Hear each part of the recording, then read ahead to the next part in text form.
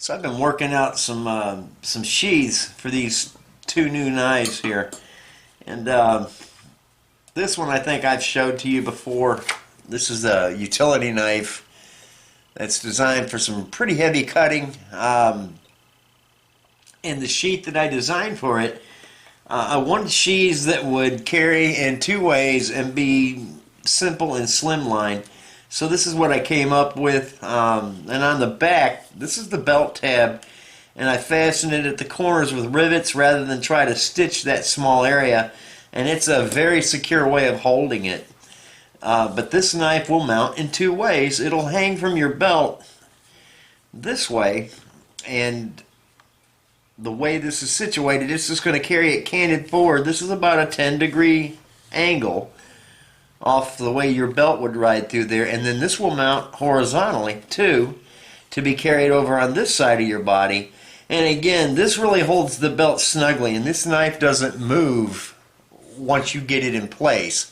So it draws and you can resheath it, and the sheath is going to stay put on your belt. I'm going to design a similar sheath, and I've been working out some patterns for it.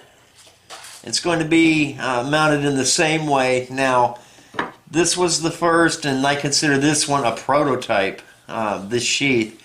So I've made a few changes. I'm going to allow a little bit more room here, and then on the rivets I want to be able to square these rivets up. So I've taken that into account. This is going to be the front panel of the new sheath, and then this is the welt, and I designed the welt to where it's going to hold this knife exactly the way I see it on my pattern. So that's really an important piece. So anyway, I'm going to get started on this one for this knife, and I'll show you shots of the whole process as I go along, and I'll get some shots of me using those new rivet setting tools that they work really nicely that I made in a previous video. So we'll get started on this, and I'll come back just throughout the process. Alright, I've got the main pieces of the sheath cut out, and this is the backboard. This is the heaviest piece, and it's made of some really tough skirting. So I've got that cut. This is the top of the sheath. This is going to be the welt, and these two are made of the same weight leather, and this is about 12-ounce leather. But I'm going to go ahead and laminate these three pieces together. These are oversized on the outside, and I can belt sand everything flush right before I stitch. Alright, I have the back tab cut. That's this piece. That's where the belt's actually going to pass through.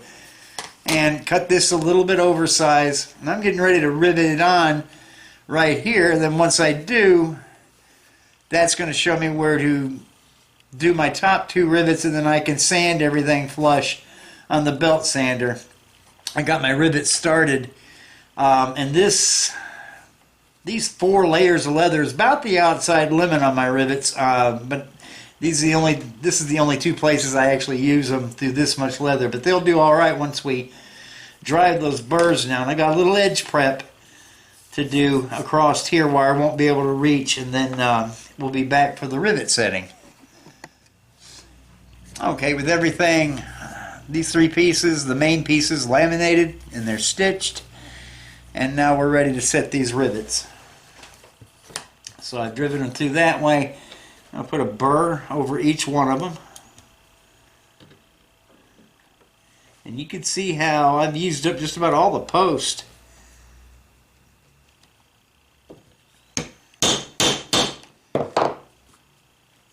Now I can nip the ends. In some cases there won't be very much to nip off.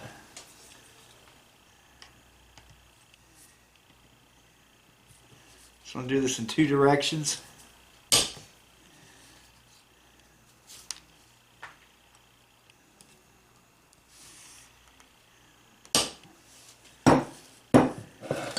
Now this is where that peening tool, or that rounding tool, comes into play.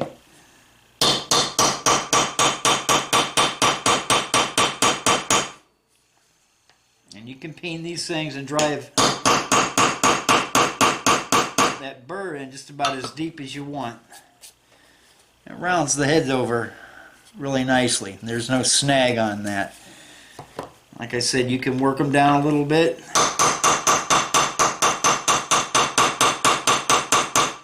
Just roll your tool around. And that copper rivet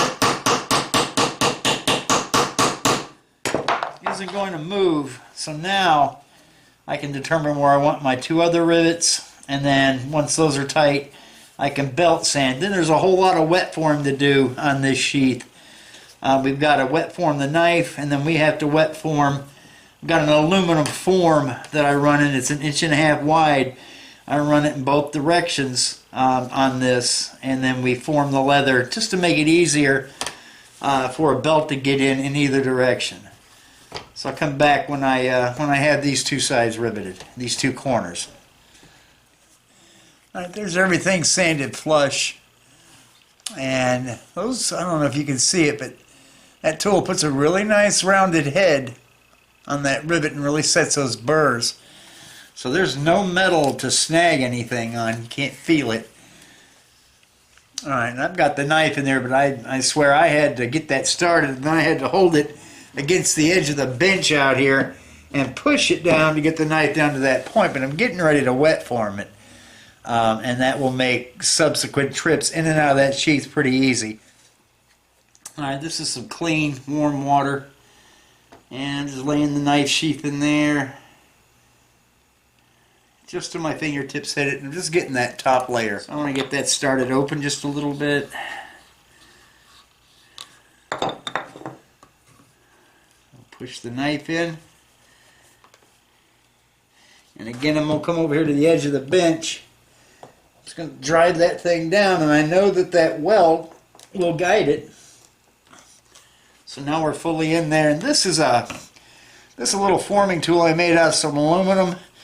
Got the end of it polished so it won't make any mars on the leather, and just have a little bit of a knurl, and I've got that, and so I can strike it with a mallet if I need to. But really all I'm going to do is just get this leather formed down to the knife.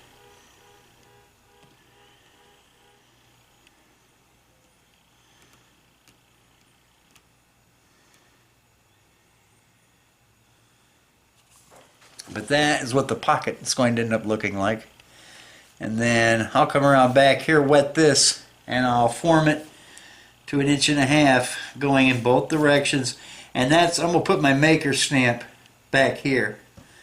But I want this to set a little bit with the knife in it before I take it out. Alright, so it's the same thing.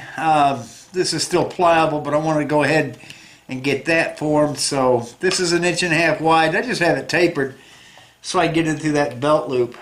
So all I'm going to do is just kind of form right in the corner. And that's about the only place I'm going to worry about it. And it really doesn't need to be formed so much, but right there I want a little definition. And then I have to actually pinch this in my vise over there to pull this thing out. I'll go in from the other side, do the same thing, then I'll go this way. Okay, so I have the back side now. I just form that wet leather out so it's going to be easy to get a belt started through there. It's still designed to hold the belt really snug, so this sheath won't slide around. It's going to stay where you put it.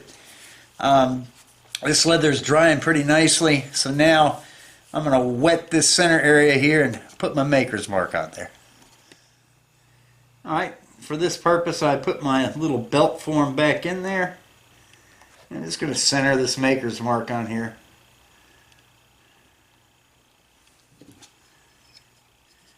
And set it in. That's what it takes.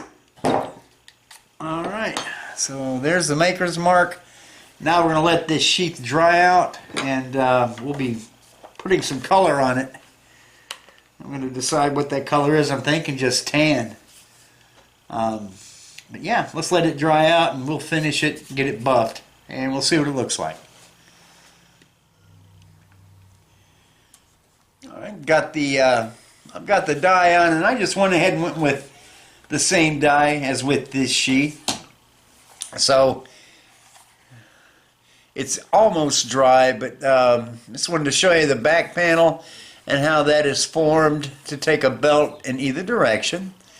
and see how those rivets finished out. And I just feel like those rivets will be the strongest way I can fasten the corners, rather than try to stitch something that small. And I think it's going to work out. Now the knife goes in and out a lot easier now that it's wet formed and just about dry. It comes out, basically you can just one finger this knife out, and the idea is with this style knife I want somebody to be able to get a little finger in there and pull and just have the knife in their hand. And after this dries out, I'm going to go in and out of this sheath about 100 times and just polish that route in there, and that way it'll be ready to actually use. Not that it's not ready now. The final step on this sheath is going to be, for both of them, the application of this. And in here, this is 50% beeswax and 50% neatsfoot oil that I blended together. And it's a soft paste inside here, but what I do is I put this in a little electric, almost like a fondue pot, if you guys remember those, and I get it up to about 180 degrees. It's nice and liquid, and then I will heat the sheaths up just with a hot air gun, get the leather nice and warm, and then I paint that solution on the leather. You can just watch it get sucked into the leather, and I do that all the way around. And then as it dries, I just take a shoe brush and I give it a buff, and it puts a nice sheen on everything, and it will aid the knife in coming in and out of here, and it also waterproofs everything. And it really gets in deep inside the leather when I apply it in that fashion, just doing everything warm. So that is it. That's the two prototype knives and the prototype sheaths. And there's a little bit of a show coming up next month, on the 8th, over at the fairgrounds, and I don't know how many people are going to turn out for it. There's still space available. It's not sold out, so hopefully I'm not going to be the only person sitting there inside this building. But Kim's going to take some stuff over, and I'm going to have about 10 or 12 knives of different models in different styles to show people. I'll take orders off these. I don't want to sell these or any of the ones I'll be taking because they're like the first run of a series. So I will take orders based on those and fill them. But hopefully we'll have a good turnout, and maybe people can start crawling out from under their rock. And that's what I'm hoping for anyway, guys. But thanks a lot, and I will see you the next time I have something worth showing to you, at least in my mind.